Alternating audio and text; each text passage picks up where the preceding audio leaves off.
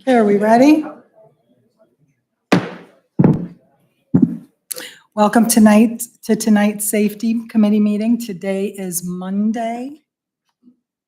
Is it a little close? May 6, 2024. And this is the Safety Committee meeting, and our Safety Committee is here. Steve Salander, Dennis Wallenczak, and myself. I'm Kathleen Pauloff. And we are here to discuss all the information that was given to you at the last Safety Committee meeting. I hope everyone got through all that information and understood it. I don't know if anyone had any questions or anything. What we're discussing tonight is off of that information, we are looking to at least start to hire firefighters immediately. With all the information and all the questions that I have had and the months of all the information that the chiefs have given us, I think it's a duty for us to make sure that we have proper staffing for all of our safety services in this city. So at this time, do we have any questions with regard to the information that was given at the last safety meeting? Anyone? So we're all in understanding. Good. So the question that is up now is, where do we go from here?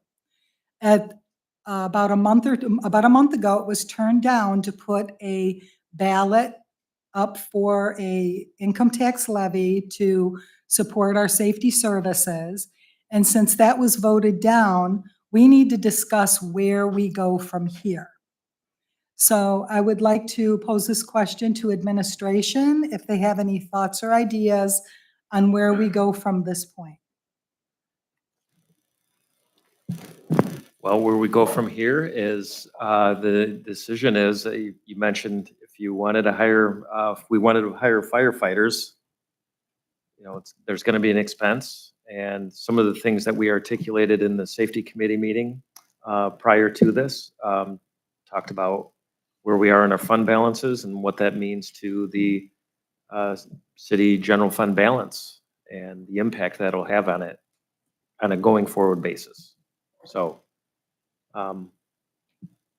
we have some information that we can provide if anybody has questions about where we're at right now, if you want to start from there.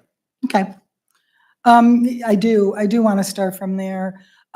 So what we're looking at with hiring additional firefighters immediately, where do we stand financially with that? What can we sustain? And not just with what we have in our general fund, because I do understand that ARPA funds are going away, and I do understand that there is some revenue tax-wise that we are not going to be getting this year. So where do we get, where can we find funds to hire additional personnel? Mr. Roman? Mr. Chair, currently, if we were to add the positions, we would be using what we consider the reserve fund balance. There's not additional funds that are coming in as of right now that we would use. We would be using reserve funds.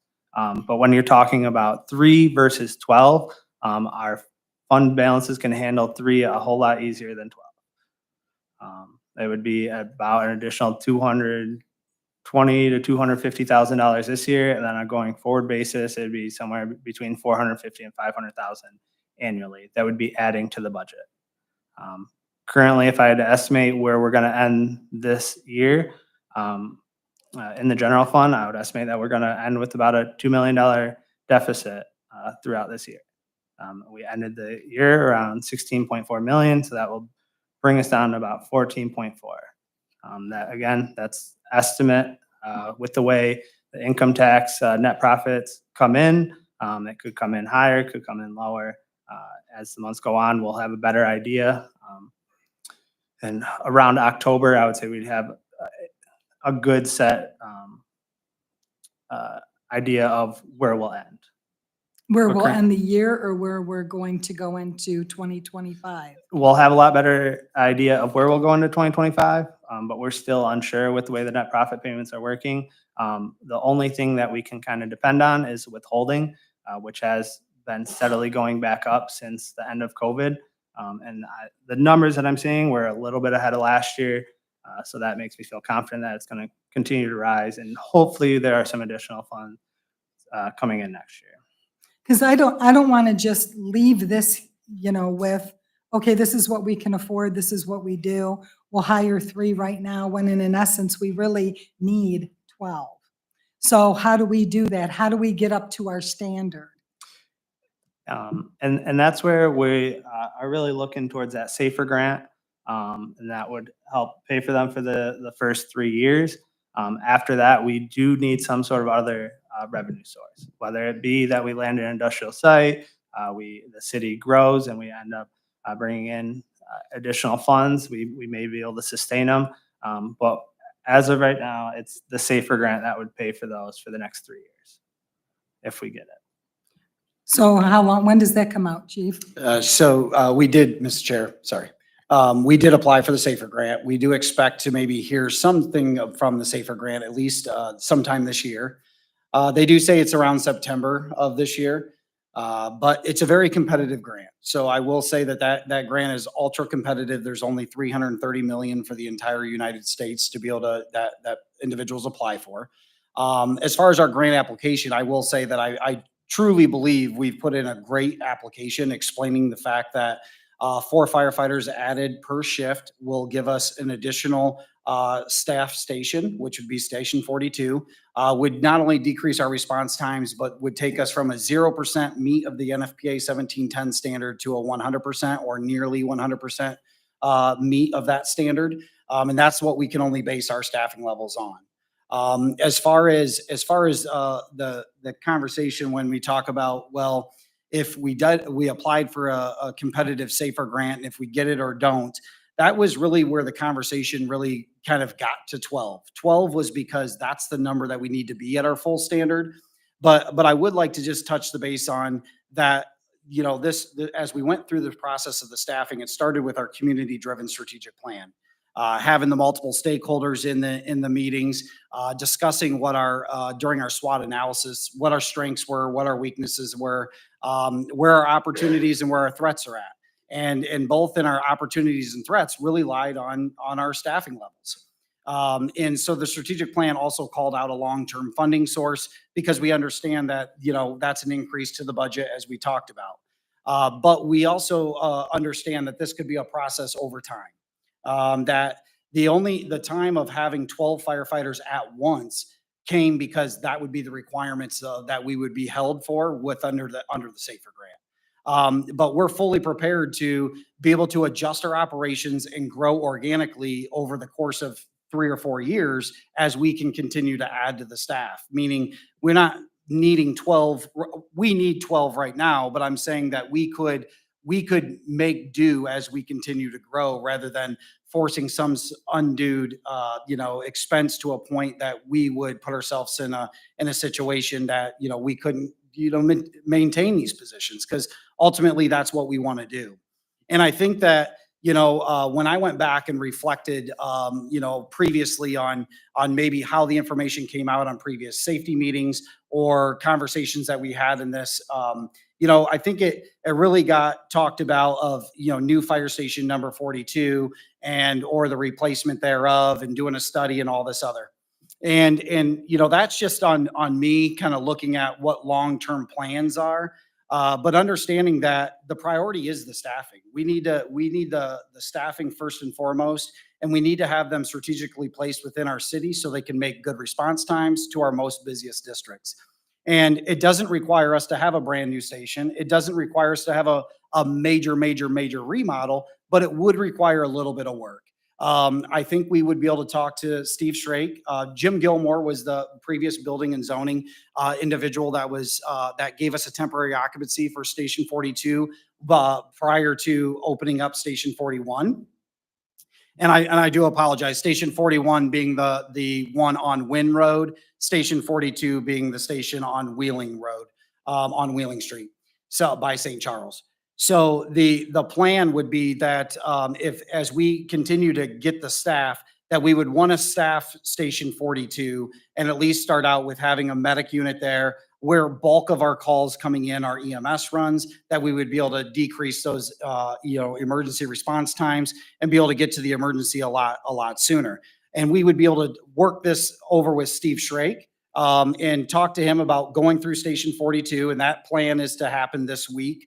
And because as you remember or recall, I had talked a lot about doing a feasibility study, but it was the census of the group that I received was that maybe we don't need to do a feasibility study. Maybe we just need to know, we know that we need the staffing there. We know we want to decrease the times. Maybe it's just that we can work with a commercial architect and figure out how we're going to have more permanent living quarters, in that station. Because that's really what it boils down to. There's temporary bedrooms in the meeting room there. They would just need to be a little bit more of a permanent space. And then just kind of going over a few things of what the building would say that we would maybe need to do. But certainly didn't want to get off track because with the idea that we appreciate, love our Station 41 on Wynn Road. And, but we could make do with what we have at 42s on Wheeling Street by St. Charles, but we just need a little bit of work to be able to make that happen. Now, if we get the SAFER grant, that does fully fund for 12 firefighters for 3 years. That is $5.5 million. That the requirement of the SAFER grant was we would need to onboard those individuals within 6 months, I believe is the time frame after you're awarded that grant. That would give us the best opportunity to bring up both stations all at once. In the case of hiring 3 firefighters at a time, we would still kind of look, because of the Life Squad changes, is allowing us this opportunity that we've gone back to the drawing board within our place and really challenge ourselves based on Councilmember Paul Drake's question a couple weeks ago on the staffing of Station 42. And how could that possibly work in the immediate need? So if we were to add these 3 positions, it would be the potential that we would really look to try at least get a medic unit in service up at Station 42. And then we would still have an ALS medic unit at Station 41. There would be a lot of cross staffing that would happen. It wouldn't be the most ideal, but it would be something that we could continue to work with city leadership and administration to kind of continue to work towards getting to the staffing levels that we need. But best case scenario, we'd get the SAFER grant and we'd be able to bring up both stations at the time. And then we would go through, the building process. And the way I look at the building process or would be that we did budget $25,000 for the feasibility study this year. Instead of using the $25,000 for a feasibility study, we would reallocate to look to use that to maybe just hire an architect, put out for bid, and then just do our own plans for that, living quarters to make it a more permanent space, better use of the funds there. So, excuse me, Chief. The ARPA funds, now those will be going away at the end of this year. How much are we getting from ARPA funds right now? So they came in 2022 and it was around $2 million. And we spread it out over the last, 22, 23, 24. So we're coming to the end right now. We had around $500,000 in the budget for 2024. Okay, and did you say that there were other funds that were no longer going to be available after this year? No, that was the only additional funds that were being used for Okay, good. the positions. So is there any way, okay, I know that we're in the middle of, we're going to be doing the master plan. Are fire and police included in that master plan as well? It's the master, Mr. Chair. Yes, The master plan is all encompassing. So It's all yeah, encompassing. there is a touch point on safety services. So. because I mean, as the city transportation. grows, of course, we have to make sure that our safety services grow along with it, so. Right. So Mr. Chair, and I'll say all services that all functions of the city are looked at in a master plan. But I mean, obviously the biggest piece of that is the land use planning and zoning portion of it. But all portions are looked at. Some areas of the master plan will be more robust than others. But yeah, safety services will be in that as a part of that. Okay, good to hear, good to hear. So, so it is now my understanding that Are we able to hire 3 right now? Do we have that capability? We have the capability. It will dip into the reserve funds, the reserve balance. So on a year-to-year basis going forward, there will be an additional $450,000 to $500,000 a year that will eat into the reserves. So every budget year, every time a budget is put together and is reviewed and passed by city council, going forward, that will be a part of the budget. So as I mentioned before, we won't have any more ARPA funds. That was $500,000 this year. That won't be coming back. So there are no more ARPA funds. This 2024 is the last year for ARPA funds. And the ARPA funds for everybody's purpose were federal grant dollars given to municipalities when COVID hit. And that amount of money was allowed to be spent throughout the years through 2024. And then it's over. So we're spending the last bit of ARPA funds this year. That's $500,000 a year. That won't be coming back. That'll be an additional expense. And then we have, health insurance is kind of a tricky thing. That's something that we project to see increasing in higher numbers than what we've seen in the past as well.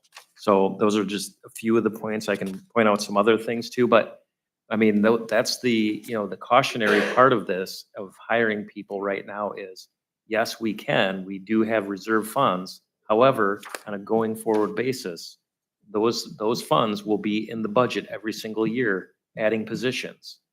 And right now, as Mr. Roman mentioned, and it's year to year, you don't know how income tax projections are going to come in. Right now, we're looking at a deficit spend this year, coming to the end of the year.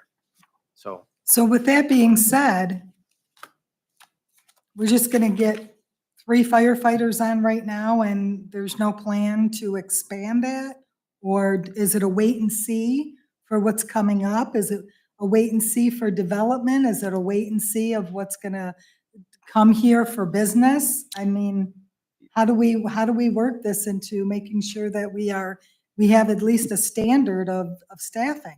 So, Ms. Chair, Yes. I mean, yeah, obviously, development would help if we have more income tax collections.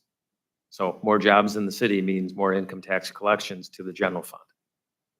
But that also means maybe a more need for services too. So when the city grows, how much more in services do we have to provide? I mean, that goes from everything from garbage collection to utility services to, road maintenance and everything else that's involved in a city growing. Is we have to manage that growth in order to maintain the services that we have.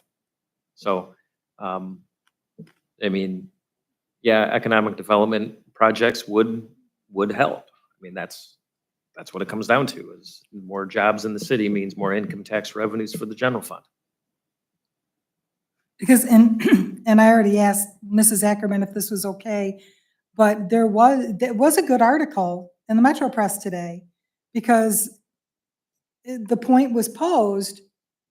So we're spending all this money economic development wise with purchasing property and giving money for economic growth, but there's 2 sides to that coin. It's needed to invest in our city so people would have the desire to come here and open business. But in order to spend that money, things like this are going to be put on the back burner, because do we wait for something new to come in, or do we save that money and upgrade our services? That's where we're at right now. So do we just throw 3 people into the mix for new hires and say, okay, this is what we need. We're not going to give you 12, we're going to give you 3 without any plan of more than that. So that's where we're at right now. We have to make a decision. Where do we want to go? Do we want to put it on a ballot? Do we not want to put it on a ballot? Obviously, we don't have the money for 12 people right now. But 3, well, I mean, I'm sure we'll take whatever that we can afford to get. But where do we go from there? Chairman Polliff, Yes, I want to clarify one thing about that article. the gist of it was my concern for a lack of priority spending, that safety should have been considered with knowing how many people were needed, what the safety services need. We've spent millions of dollars investing in properties, and I just felt like it was not prioritized correctly. So I just wanted to make sure that's clarified. The spending should be to safety first and then economic development. Because obviously we all agree the safety is the priority. This is like, well, we've spent millions and millions on economic speculation, but oh, hey, we need to do something with our safety services. What will we do? And now we're going to throw it on the backs of the taxpayers. It was bad planning, bad foresight planning for years now. We should have always made sure safety funds were there first, and then you hand money over to OEDF or purchase property ourselves as a city. You know, $2.5 million. Well, I know it's in payment plans, but I went back and year after year after year, millions of dollars have been spent on economic development planning, and a lot of it's still sitting there. There's a spec building, the town center. We got millions of dollars dangling out there when you should have taken out, and not you, I'm not saying you, but No, I all of understand. us should have had the foresight to have put the money aside and said, hey, this is for safety services, and it wasn't prioritized. And that was what I would hope would have come through in that article. I didn't know why that article even happened, other than I said no on a vote, and I guess that created more questions. So, but I just want to make sure, because you're making it sound like I was saying something else, but it really was that safety services should be paid for first, and then you play with the money that you have left after that. Well, the article did say exactly what you just said, and it did touch on that point. It was a very valid point. But not only economic development, we have to look at all our other safety service or all our other city services that we have invested in the last few years. Where's our money gone? We have the rec. We also have water. We have the water treatment plant and the wastewater plant. We have those plants to take care of. And I know that it's a good balance. There has to be a balance of spending throughout the whole city. But with safety services, that's a pretty important service. So we really need to, and you're right. You're absolutely right. We do need to make sure that we have funds allocated to where we are up to staffing. But in my time on council, we had a part-time firefighters that were in the fire departments. We have just recently grown our full-time staff. So, and I think it's across the board in every community that's doing that right now, because they're going away from that on-call service. So now we're at an area now where our safety is most important. I am looking forward to, yes, let's get 3 hired now, but where do we go from here? What steps are we going to take from here? Because I don't want it on the backs of the citizens. Do I want them to have the opportunity to voice their opinion at the ballot box? Absolutely. But I also want to make sure that we're responsible enough to make sure that all of our services throughout the city are taken care of, because there is a good balance. If we want to be successful, we need to invest the money. So, but no, that was a good, I brought it up because it was a great point in that article. Whether, I mean, I don't know, if whether you said that or not, or what you meant by it, it had a good message. We're putting our eggs in one basket when we desperately need them in another. So that's pretty much the bottom line. Madam Chair, Yes, Mr. Mayor. we started this whole movement to work the fire department for better response time about 20 years ago, when we knew we were falling short. And the concept was that we would eventually evolve into a full-time fire department. When you confuse funds, and it's very easy to confuse the funds. The city designed like ours, how the finances come in, very hard to predict revenue year to year, very hard to predict how we get the windfalls from larger industrial users, whether there's going to be a net profits earnings for the city, or if they're not, or if they're going to ask for a refund and they give it and take it back away. So when you are talking about an investment with economic development, those are more like capital expenditures. They're not ongoing, and you don't have, once you add personnel, it adds to our operations budget, and we have to answer for that. So when we spent money by purchasing land for an investment, it was to get a permanent source of money so we could afford to expand our personnel or our operations cost.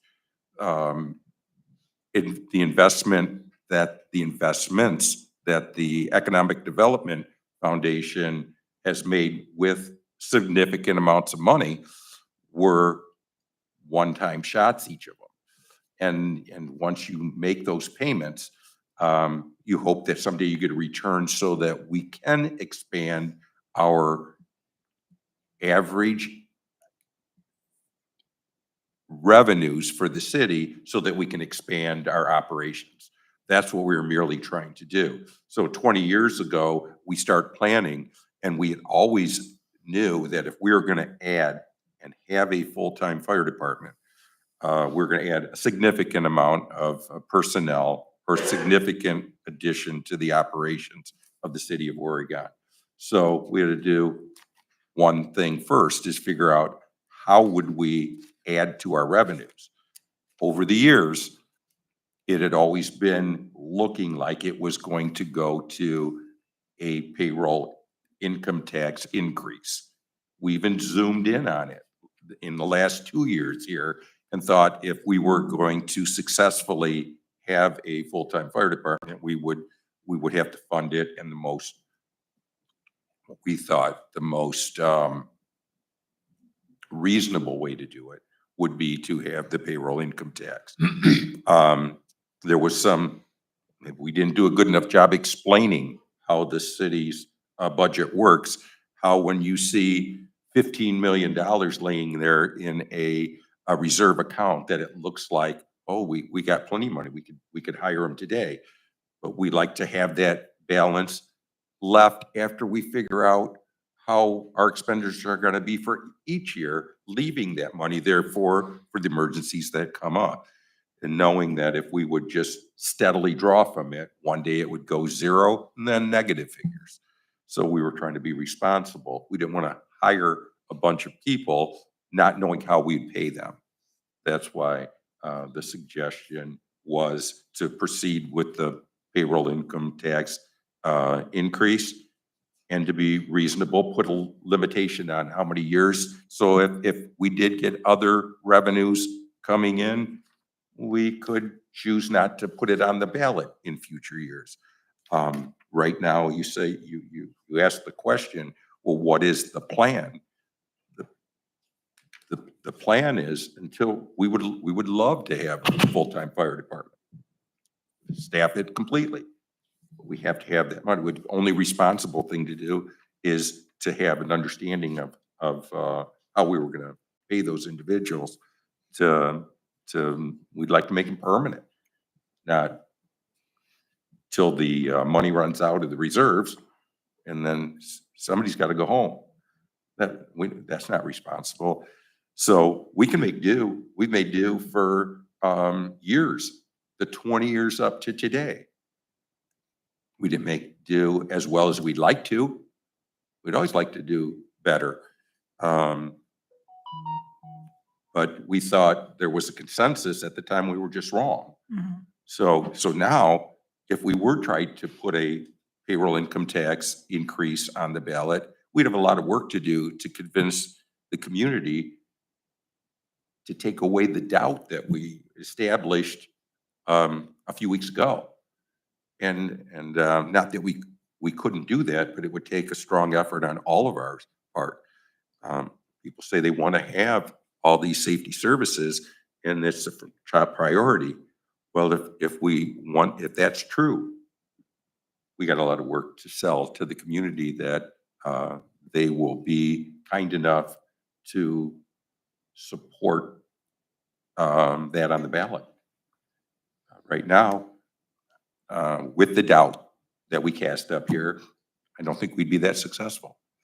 But we could turn that around if that's the direction. We just want to know what direction it is. We'll administratively make whatever we're dealt work. And so it all does come up to the funding. I still believe the investment in the property through the foundation was a great idea. That's the first time we have a chance to really expand solid finances to the city of Oregon that comes year after year and not have to hope and wonder what net profit earnings come in any given year to bail us out. We can't depend on that. So our investment, even though it was millions of dollars, will pay off, we hope, with millions of dollars consistently every year. No, I, It's down to money. Once we got a solid source of income, year after year, we can add personnel. Until that, we had a couple here and there, but other than that, we can't responsibly do it. Madam Chair, Mr. Reeves. thank you. I have 4 questions and they're gonna come to you, Chief O'Brien, if you would. I know, 20 years ago that Mr. Safarian's talking about, and then, my time being on council, I have always pushed for trying to get more full-time people involved. I mean, like we have now. I think that should have been done years ago myself. I complained when, Chief Ellis was chief, God rest his soul, that, we needed more firefighters that were here on a permanent basis. So it's a 4-part question. I know we've talked about a blended, workforce with the full-time and the part-time. What does our part-time fire department look like? How many people? That's question 1. If you want to answer it after each one, that's fine. Or I can give all 4 of them to you. However, you could just ask them all at once. and then we'll go Okay. from there. And how many of those part-time firefighters man the stations on a regular basis? That we're talking about, that we need people manning the stations, and no pun intended, taxing our gentlemen that are out here now, for filling overtime and all this other things. Question 3 is, how many respond to calls on a regular basis when it's toned out? We still do the tone outs, correct? And the fourth question is, do we have some part-timers that don't respond at all? And I'm not trying to bash the part-timers. If we are going to do what we would like to do by the blended, it's gotta be all in by everybody. It can't be put on these guys right here's back. And I'm not trying to bash the part-timers. It's just, if you've made that commitment that this is what you're gonna do, then you should be backing it up. That's just my opinion. So if that was my questions. If you wouldn't mind answering, I'd greatly appreciate it. Mr. Chair. Go ahead, go ahead. Chief. Mr. Reeves, we do have, so as far as the part-time staff and the ranks go, I would describe our department as a 3-tier department, which means we have full-time staff, we have part-time that work at the station, and then we also have part-time or like a local responder that would be responding in from home, where solely that they would only respond in from home. And the reason why we call it a three-tier department is because those individuals that respond, that some that work at the station don't live locally. And so they're able to help fill those shifts at the station. We have about 30 part-timers, and I'll give just estimates here because I don't, Perfect. so we have about 30 part-time members. Out of the 30 part-time members, I would say there's probably about 10 to 15 of those part-time members that actually work at the station, and maybe about the same amount that would be, maybe a local responder. And so, it varies on the amount of general alarms that we have. So a general alarm is always done when we have a structure fire, a motor vehicle accident with extrication, or multiple EMS calls. So for example, the other day, I think had 6 general alarms, and today we haven't had a general alarm. And so it does vary on how many general alarms that we would have on a regular basis. When we do have the general alarms, we average, and it depends on what the alarm is, and it depends on the times and all that, all that jazz. And that could vary anywhere between 2 and 4 people that might respond to those calls. There's a lot of variables that go into play. It's exactly why, as we talk about increasing the full-time staff, is merely to look at the part-time staff as being a supplement, meaning it shouldn't be a reliable source of how we're going to answer that emergency, but should be looked at as a source that could help relieve crews on scene, because if you're on scenes for an extended period of time, there's more people that you could, rely upon that could, go through multiple, crews at the station or at the scene. Now, yes, there is members that have not responded to any calls. They've come to drill, but they haven't responded to any runs. There's been members since I've started that haven't responded to any runs. As far as the what's required, let's talk about that for a minute, because I do get that question a lot. So saying that if you're a part-time member, are you required to come to a certain amount of runs per quarter, per year, per month, or whatever? And we don't have a policy that has a requirement of how many calls that they have to respond to. And the reason why we don't have that policy is simply because runs vary infrequently, times of days. And as we know in society today, with inflation and all the prices, everybody's got to have 2 income families. And then if you have, children or, jobs, all these other things, all these factors we take into consideration. What we do require, though, is we do require a drill. We do require that you meet 75% of the training. And the reason for that is simply because when you do show up to a run, we want to ensure that you know what you're doing, because it is a high-risk profession. We need to ensure that individuals are able to perform when they do show up for those calls. And so they have to they have a 75% requirement, meaning based on their certification. So if they have an EMS card, they have to come to 75% of the drills. If they have a fire card, they have to come to 75% of those drills. As far as I think that answers all of your questions, but I would say that the staffing levels that we've suggested here and that we've worked through out of the strategic plan is simply to accomplish the first complement to a structure fire, which would be a medic, an engine, a truck, and a battalion chief. That'll meet where we fall in that 1710 standard, NFPA 1710 standard, 15 firefighters on the scene, less than 8 minutes. So that would get us to that point. As far as the combination department goes, I would always like to keep us a combination department for the mere fact that we did some interviews today. We actually had 8 interviews today for part-time membership.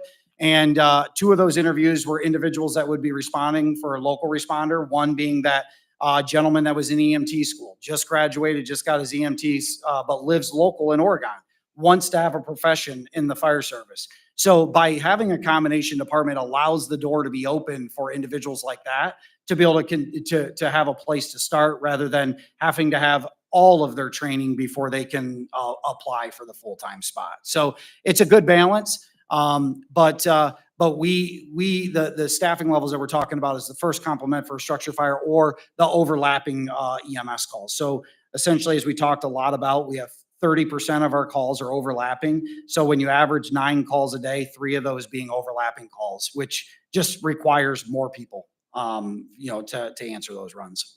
Yeah, Madam Chair, just to follow up, Reeves, go please. ahead. My main concern is and it's not because they're here, is the full-time guys getting burned out. Because they're carrying the extra loads that they shouldn't have to. I mean, and I appreciate them doing that for our citizens. And, it's greatly appreciated, but I just think that we have to have people in my opinion, at both of those stations full-time. And not taxing them where they go from 41 and then they have to go right over to 42 because there's nobody covering it. So, that's always been my biggest thing is, the response times. Back when Chief Ellis was here, and like I said, I'm not bashing our part-time people, but I tried to tell them, if you can tell me getting to a fight, going from your house to a fire station and jumping on a truck, then getting to the scene of the accident or fire in 7 to 10 minutes is better than guys leaving the station and getting there in 2.5. I don't want to be that guy that's laying out there with a heart attack or something, laying down there for the 7 to 10 minutes when somebody could be there in 2 to 3. I mean, if you can tell me that's better, then I'll sit here and be quiet. But it doesn't. That's always bothered me. I mean, especially for our citizens who are sitting at home. They've called 911 and they're waiting and they're waiting and they're waiting and they're waiting. And time seems to stand still when that happens. And it seems like you're waiting and you're waiting and finally you hear the siren. I'd rather hear the siren as soon as we call. That's my take on it. So thank you. Madam Chair. Chief? Just a follow-up, Council Reeves, is that, the burnout is definitely something that is a concern of mine as well. The safety factors of this job it doesn't stop, when it turns 11 o'clock and you get to go to sleep and you sleep all night. That, there's a number of calls where the individuals are getting up on a regular basis, but we do have a lot of full-time members that do pick up the part-time shifts. And the reason for that is if these part-time shifts go open, we can't afford to not have these shifts filled. So the way that on a minimum staffing day would be 4 full-timers and 2 part-time.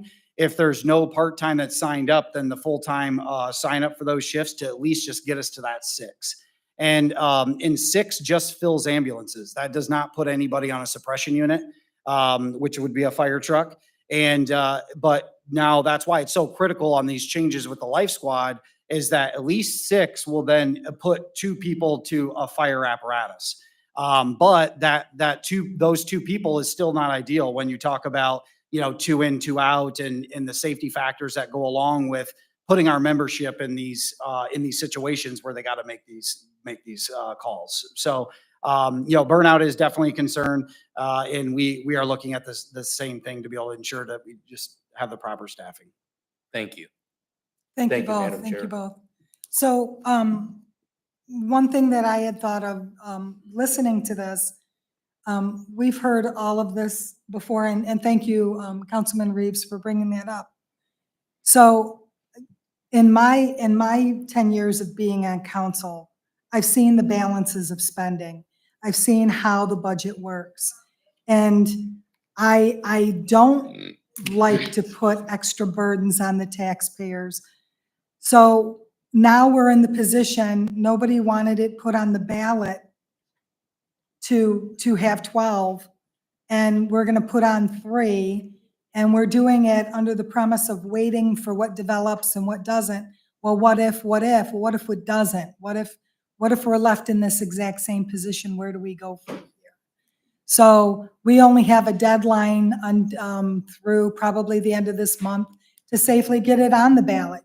Do we want to revisit that and get that on this November's ballot? Or do we want to wait? Is there any suggestions or comments from any other council member on where we go from here? What would be the best solution? Does anyone have any ideas? Do people still feel the same? Chairman Polliff, Mrs. Ackerman? I know, I'm not on the safety committee, so I've been hesitant to say much about it, but I know Toledo has a ambulance service that takes care of a lot of the calls that our people get tied up on.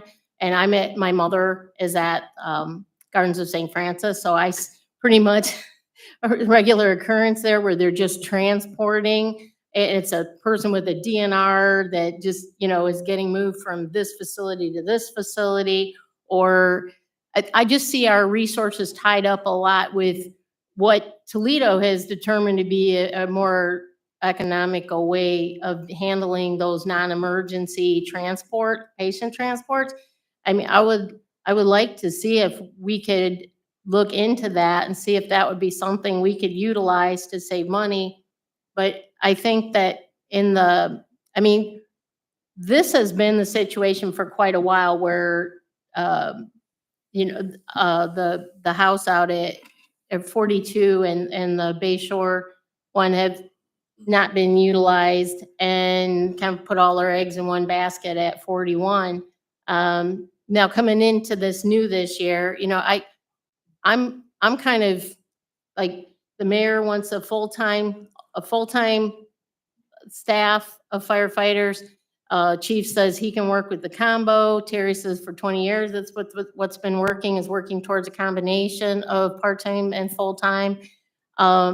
If we can hire the 3 now, and we have, I know it's your rainy day fund, but with all of the millions of dollars that have been laid out in these investments of the town center and the spec building and the secret project, I think we can look, I think your odds would be better if you went to the ballot in March anyway. I really don't think that if you want to revisit this in the fall before the deadline to get on in a March primary,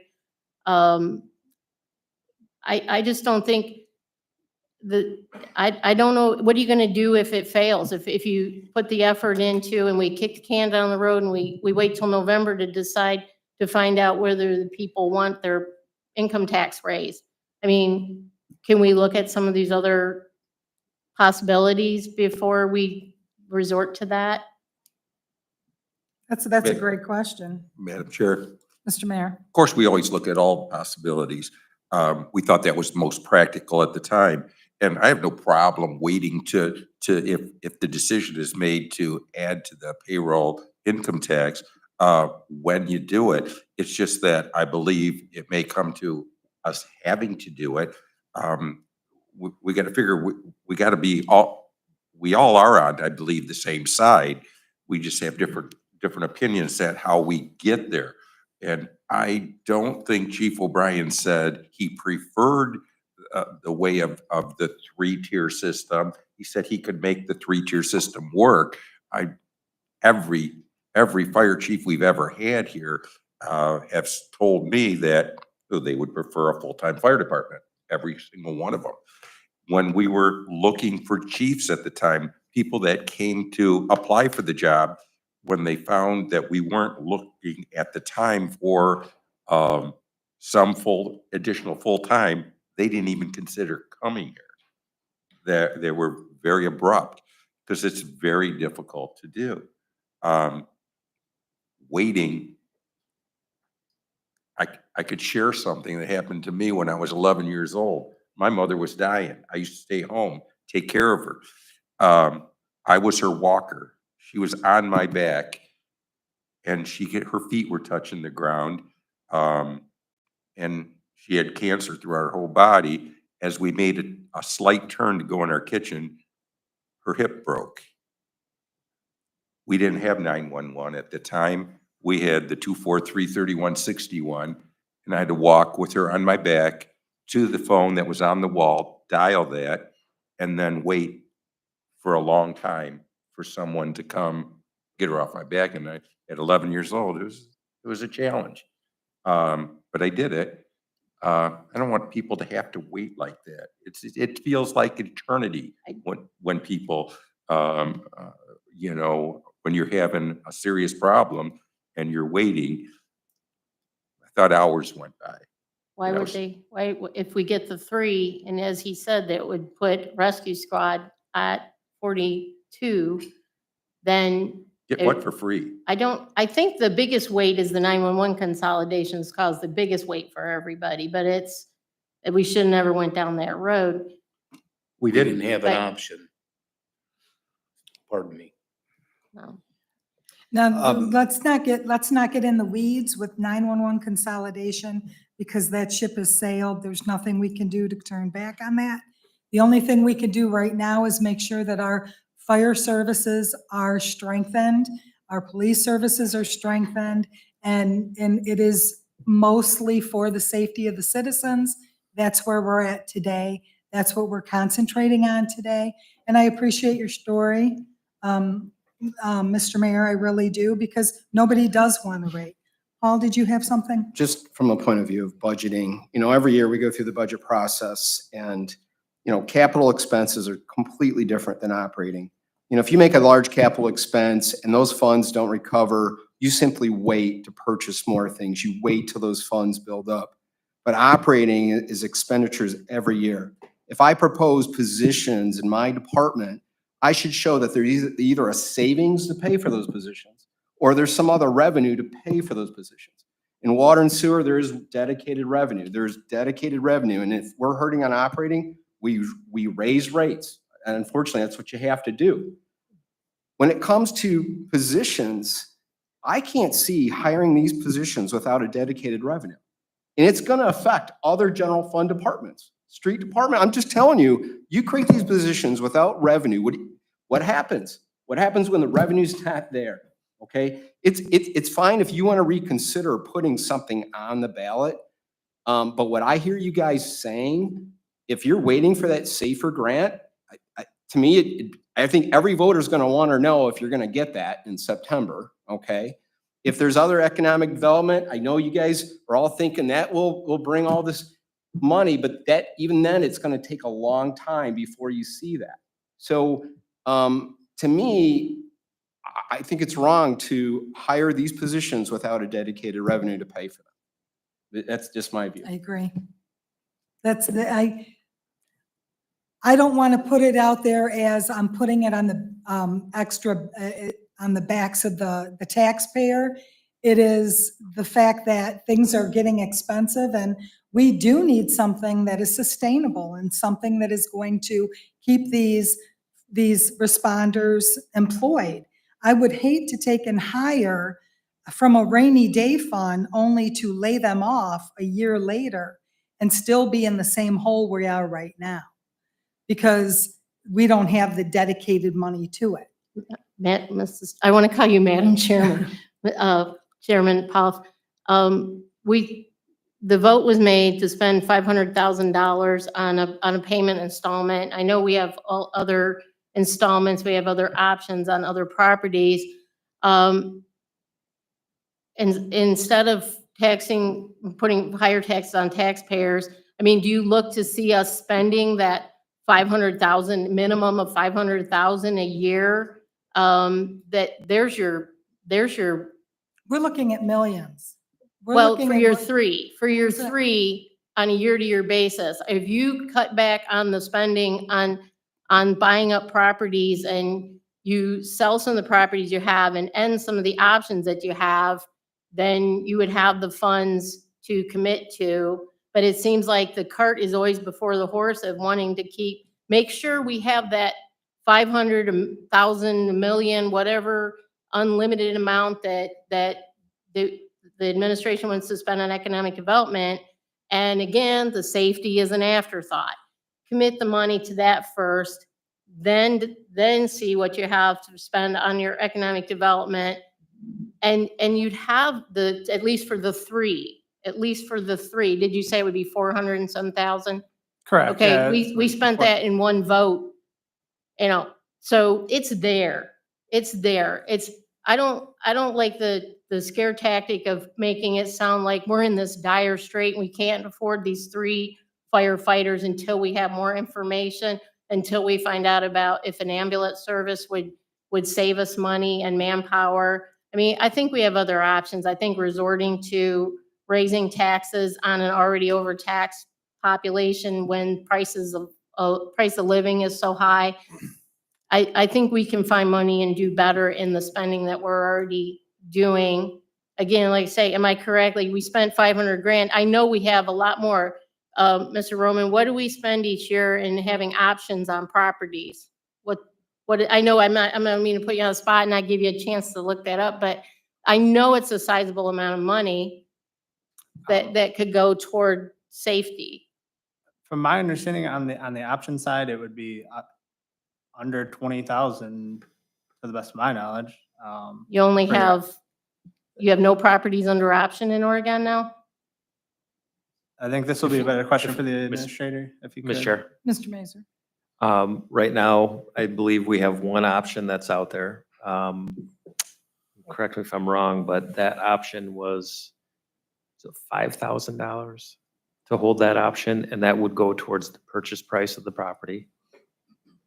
It's either $5,000 or $10,000, and that would be for a property in the industrial park. Other than that, I don't think And there then are any other options. so- The options that were entered So into this options, year with okay. There may OEDF, have been those some, would be I'm sorry. additional. I'm sorry. The options that were put out for the properties around the industrial site this year would be the additional. Yeah, options. just the one. That was just this year. So Just the if we one. can just manage to And- not buy anything next year, that would pay for 3 firefighters at the least. You have to At the remember least. one thing. 3 is bare minimum. You're looking for 12.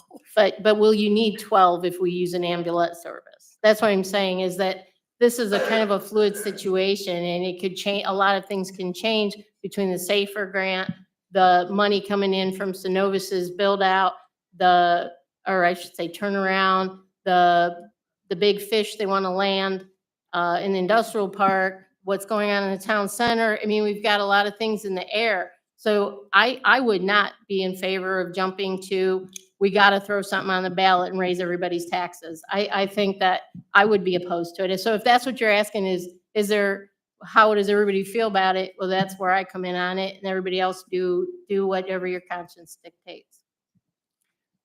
Madam Chair. Oh. Steve? You sure? Okay. Thank you, Madam Chair. I'll be very brief in my comments with this.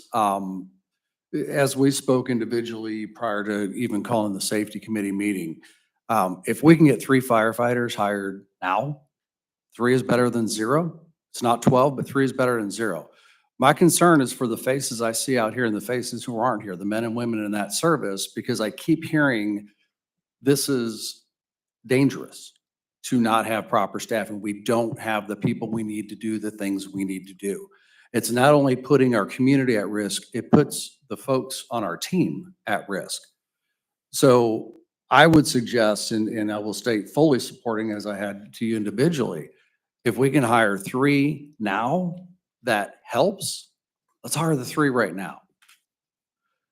What our community wants to do in the longer term from that and what we discuss up here of how to fund and how to do that becomes a prioritization. It's not, do we have funding? We have a significant budget. We have money. It's the priorities you set. And going into a budget process, which will start oddly enough in just a couple of months again, when we look at 2025's budget, you look at it and you say, we're going to bring on 3 firefighters with the full commitment that those are permanent, long-term positions unequivocally. And then you start working on the next 3 and the next 3.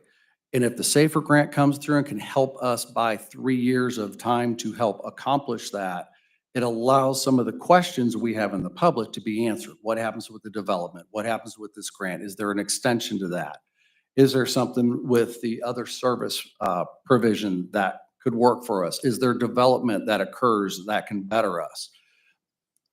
I would, my personal feeling on this is if we can hire 3 tomorrow, let's hire 3 tomorrow.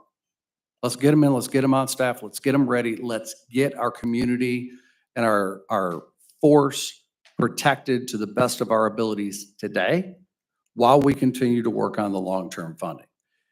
If the need is imminent, and I keep hearing we're dire straits, we got to get these people on. If that's the case, waiting until you pass a tax levy to say now we'll respond to safety might be the wrong order in which to do it. Again, my opinion.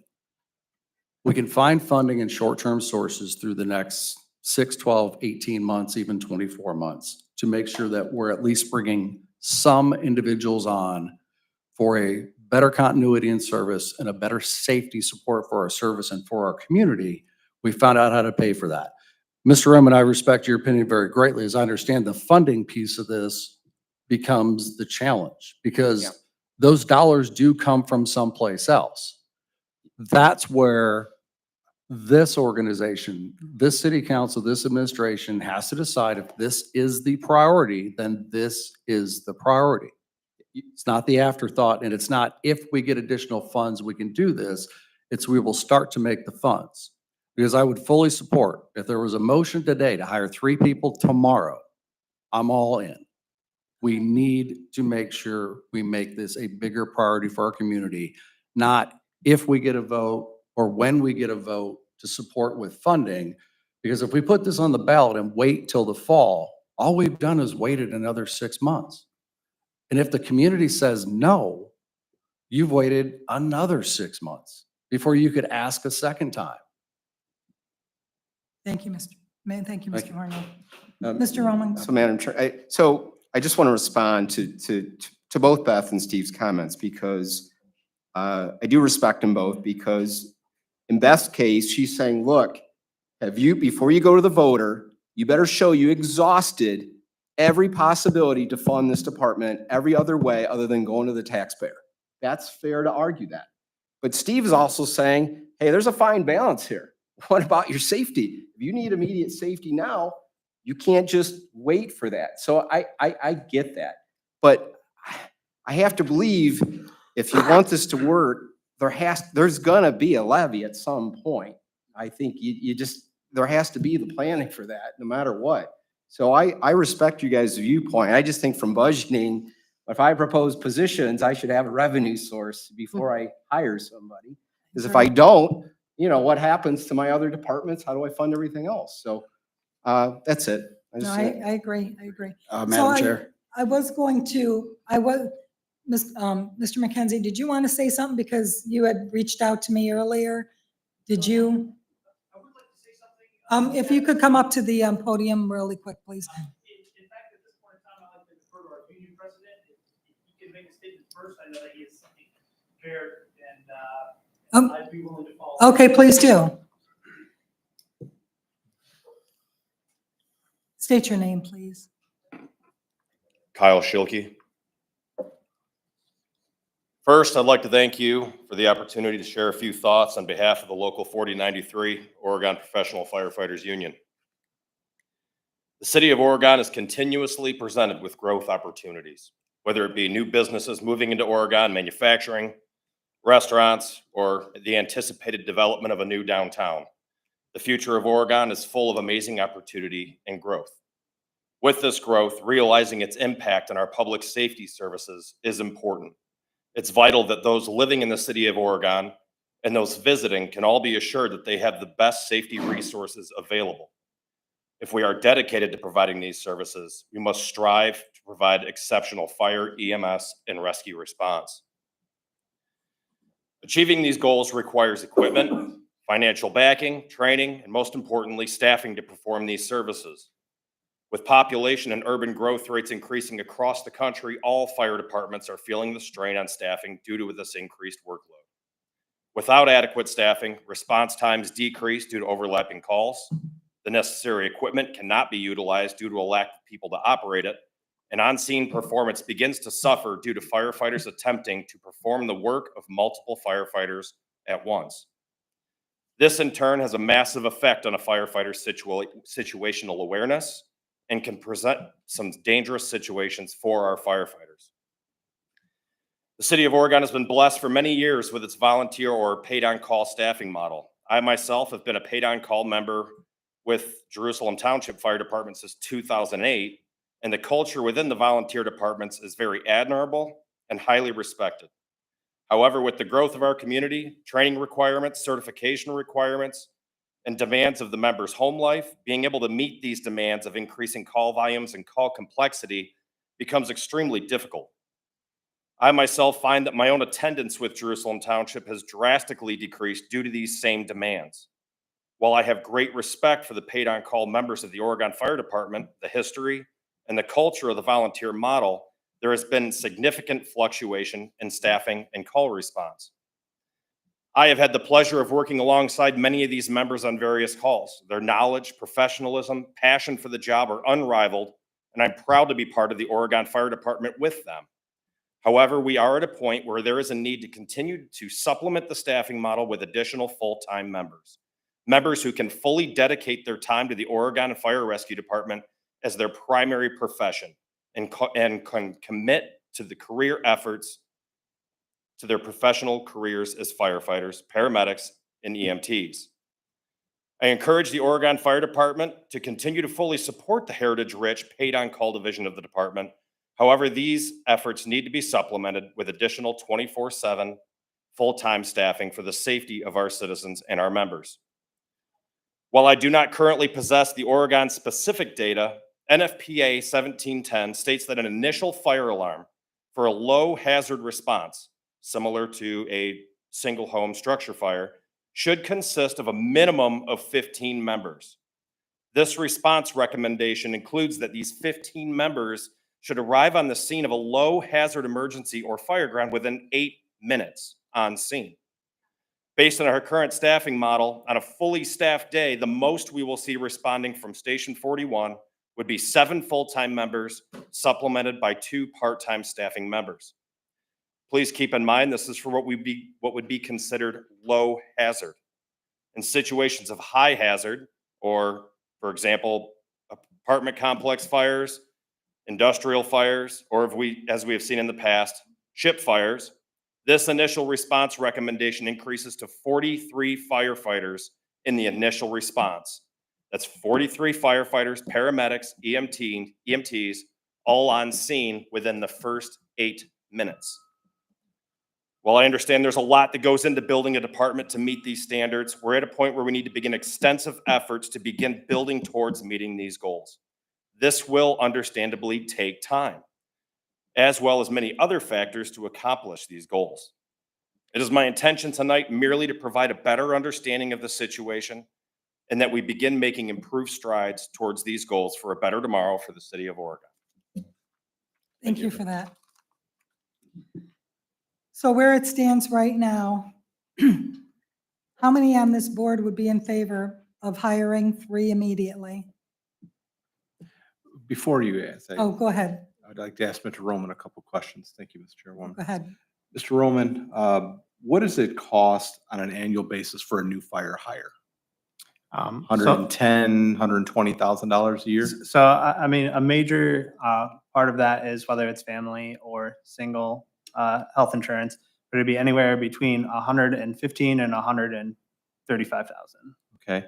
And then Chief O'Brien, if we were to hire 3 people, if this council chooses to take on 3 additional staff moving forward, the process of hiring 3 people and going through the interviews, doing the testing, when would they come on board? End of August? End of August would be a tight timeframe, I think. So you're looking maybe into September that they would be hired? Yeah, potentially somewhere in that time. And the only reason why I say that is we'd have to start with the process of certifying the current civil service list. So Sandy would go down the list and call, see who's, even wanting to remain on that list. And then we would start the interviews, and then there's a 2 interview process, then there's the medical exam. So I think, yes, it would probably be September, probably. August would just be tight, I believe. Okay, so therefore, if 3 members were to be hired onto the Oregon Fire Department this year, the out-of-pocket expense for the city for this fiscal year is roughly $110,000. All right, it's doable. It's moving forward and knowing how that funding is going to come in the years to follow that is a problem. If you were going to hire 12, if everything went well and we went to the ballot this year, Mr. Roman, when do the taxes start being collected? Would it be January 1st? If we went to, and I believe Melissa had mentioned that this would not allow us to go to a March primary or a special. No, it election? can. It can. It can. Okay, so if we would wait till March Mhm. and we are going to hire 12 after that, nowhere are you going to hire 12 people initially off a list, because you're not going to get the top 12 guys. And that number 12 guy, you're going to question, can I get somebody better? So to hire 12 individuals to staff, you're really looking at about a year to a year and a half to come up with 12 individuals to be hired and trained and be in positions to meet calls for the city of Oregon. Is that correct? To a point, if we did get the SAFER grant, we would have to do it in like a 6-month. But if we did it over a period of time, then yes, we would have the opportunities a little bit longer, that it could take a little bit longer. But with the SAFER grant, and if you're awarded the 12 positions, we would have to do it in 6 months. And with any grant that we're applying for, we cannot anticipate the award of the grant. We have to move forward as if we are not getting the grant. Mhm. So therefore, our option, other than putting on a ballot, we could hire 3 and still put it on the ballot in March after we figure out what's going on. If we get the SAFER grant, we could still put it on the ballot next November. Mhm. So it's not one or the other. It's more than likely a combination to continue that funding, because the SAFER grant is going to sunset at some point. And then we're going to be left holding the bag without any funding source if we don't plan for it. So, and again, I respect Mr. Roman, but I think we move forward with 3 individuals, see what happens with any economic development that we're looking at right now. And if we put it on in March, well, then we narrow that gap of the gentleman working overtime hours and being exhausted and potentially, because of lack of sleep or situational awareness, being injured. So my recommendation would be to move forward, look at potentially putting something on in March, or if we find out that we don't get this development, well, then maybe if we still have time, then you look at putting it on in November. But it's not one or the other. I think we got to work in a combination of everything here. Great Thank you. point. Great point. Thank you for that. So how do we proceed from that? We hire the 3. Are we all in agreement with that? Mrs. Ackerman? Yes. Mr. Salander? Yes. Mr. Drake? Are you in agreement that right now we could hire 3 right now? Okay, I didn't know I was allowed to talk. Yeah, as urgent as it is, the only thing I want to point out is if it's that bad, and he painted a pretty good picture, if it's truly that bad, being shorthanded, why in the H would we wait this long to worry about it now? It should have been done, it sounds like, a long time ago. And I can't say I disagree with that, that it should have been done a long time ago. I've said before, like, Oregon's just been, kind of late bloomers when it came to having a solid part-time and paid on-call staff for a number of years. And unfortunately, sometimes you just get used to that.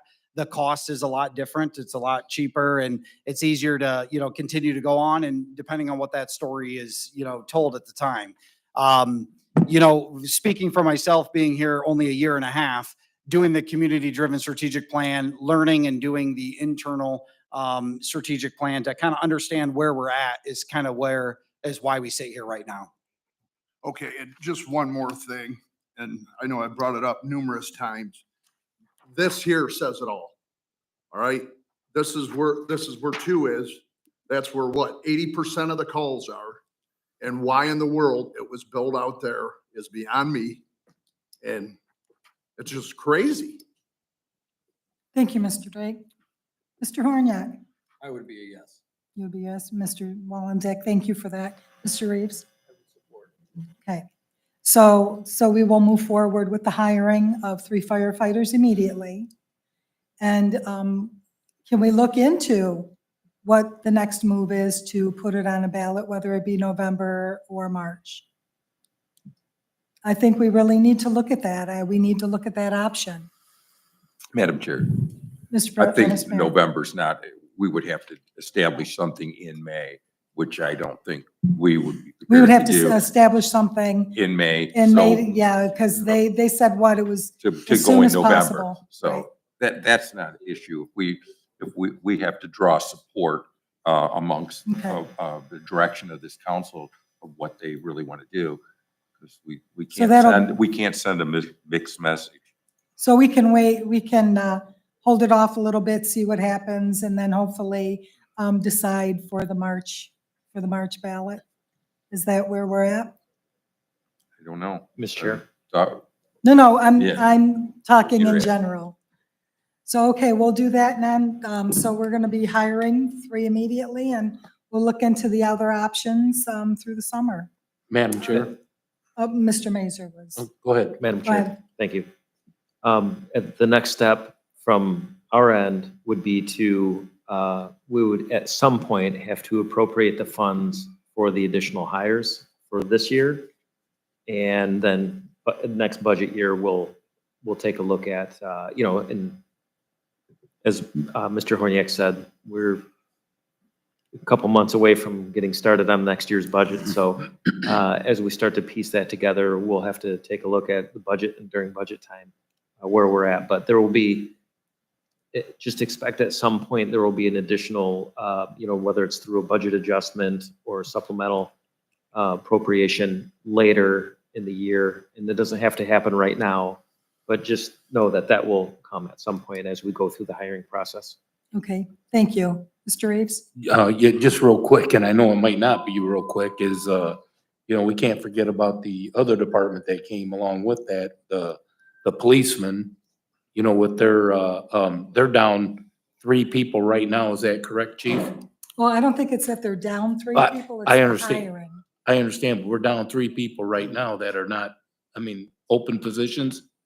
And then, we were looking to hire a lieutenant, A captain. a captain. There's a possibility of that, yes. We need to get it to full staffing first. Our biggest problem with that is the applicant numbers. So we need to do that first before we think about moving forward with any type of captain position. Well, I don't want that no, sorry to interrupt you, but, that's something that needs to be taken care of as well. The request that you guys have asked for as well. Madam Chairwoman, can I have one additional? Yeah, go moment? ahead, Ms. Rowley. Thank you. I want to express to other members of council and the community, though this council was not in favor of consolidated 911, part of the consolidation of 911, the city of Oregon was to save about $800,000 a year on 911. It's like 1.2 million. So, and we're losing out on their projections. I think we're maybe saving $300,000, $400,000. So a lot of the projected cost to the fire department, they were looking at the savings from the consolidated 911 to offset some of the costs. So it wasn't like the administration was just out there not knowing what they're gonna do, the projections were that we were gonna save $750,000 to $1 million on the consolidated 911. And everybody here on this council knows that that never came to fruition. So that helped exacerbate the problem that we have. So we can sit here and say the administration should have done this or that. Well, they were projecting those savings into a lot of what we are doing also. So the community should know that. Thank you. Yes, thank you for that. Madam Chair, can I'd just like to make one more comment to the point of, to Ms. Ackerman. So the ambulance service, so we did actually look into this, and it wouldn't be an ambulance service that would be provided for, that's a private type of agencies that provide that. What we did was we hosted a meeting with all of the DONs of the long-term care facilities that are located in Oregon, to try to kind of find why the need is so impactful. We get called to these long-term care facilities on a regular basis. Not a bad thing though. That is just it's part of our job. We are happy to do that. We're happy to provide the service that we need to provide. But we did ask the question of what can we do to help them and what they could do to help us, and we can all work together to try to find this solution. As we talk about fire departments having problems with recruiting and retention, the private ambulance service is hurting a lot worse than what the normal fire departments are. So the ambulance services that you do see, there's not one private ambulance service located in Oregon. They do contracts with these long-term care facilities, but the issue is that they'll get very long estimated transport times or the ability to come, to get to their facility. And so what happens is their med control then turns and has them dial 911. And I'm not saying that all of them are not needed 911 calls, because there's a lot of 911 calls that we also go to those as well. But what this also brought was just at least starting the working relationship and the conversation to see how that could, why is the change? What has changed over the last few years, and why the need? And so what we learned in that meeting was simply that due to insurance purposes, insurance drives it all. And insurance is meaning that when they go into the hospitals are removing these patients from the hospitals because they're said, you're diagnosed with this, you're only in the hospital for X amount of days. It shoves that person that is a more critical patient into the long-term care facilities, which then they have more, it's not like what we used to know as far as, my grandma's currently in the nursing home, and she's only there because she can't see. But majority of the time, a lot of these other individuals are there because of a lot more acuity illnesses, or a lot more where they should actually be in maybe an ICU at the actual hospital, or a step down at the hospital rather than the long-term care facility. At least that's the feedback that we're getting from them, and why it requires the need for us more. So we asked of how come there's no more private ambulances? Essentially, it's when it comes down to business, they don't really make money doing the private ambulance, but Chief? we'll certainly look into that a little bit more. Thank you. We are well over time. So I am going to seek a motion to adjourn this meeting, and we'll move forward with what we have discussed. And can I seek a motion to adjourn? Second. Second, thank you. Motion to adjourn, or meeting adjourned.